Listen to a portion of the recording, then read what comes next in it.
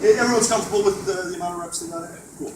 Okay, so now that we've kind of addressed the heel hook and how to apply it, defend it, and keep your legs safe in the position, we can start to go over sort of like the meat of the 50-50 at the high level, which is using it to either get on top, sweep, whatever, and pass, or remove yourself from it if you don't like being in it. So the first thing we're going to go over to that extent is, let's assume for a second that heel hooks don't exist. So we live in a universe governed by the BJJ's benevolent nature, and we can focus entirely on using this as a control position.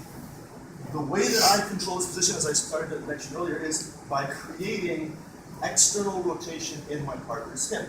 So really the battle for control here involves getting the foot to the mat. If my foot is on, or my leg is kind of chambered on Rich's hip, and his foot is on the mat, as he turns his knee, he controls the lever to my hip. So let's say we're both trying to get to our feet.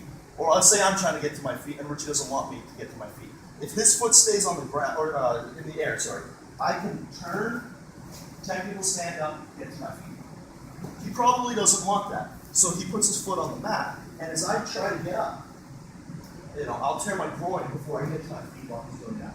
So that's the first movement we're going to do, is just, I'm going to start trying to get up, he's going to put his foot on the mat, and turn me back down. I try to get up, just get used to kind of keeping me down on the ground, and then once you get comfortable with that, he's going to let me get up, part way, and then because he now can't derive any contact with the ground with this foot, he's going to take his other foot, step on his foot, and spin me back down to the mat. So I'm trying to get up, he pushes me back down that way, and then he lets me get up part way and pushes me back down that way. So the key to sort of timing on that is, if I get up to the point where I can put enough weight on this leg and bring my weight far enough forward, now try to push it back down with the other foot, now nothing's going to really happen. For that to be effective, just let's turn this way. My heel has to be turned in. I want to internally rotate. He wants to externally rotate. So when I get up, I immediately turn my heel in. This, if we teleport back to a universe where heel hooks exist, becomes very important, because if I stand like this, and he does that rotation, he can just heel hook me right now. He doesn't have to put me on my butt anymore. He just break my leg.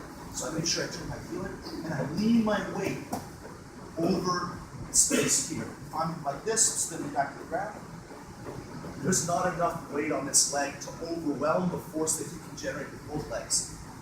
My weight over here and my toes, and you notice I'm basically in a track stance. So there's no way that he's spinning. The structure of your muscle, exactly. I'm aligned this way. If I'm aligned this way, that's good. I'm going to go right back over. So just play with that control scheme. First, start trying to get up. He just uses the foot on the mat. Do you recommend turning the hips? Am I turning exactly. And lifting my hips at the same time? Be careful how much you lift them, because my leg may come out. Right. So if you want to keep me in the position, just hold on to my knee.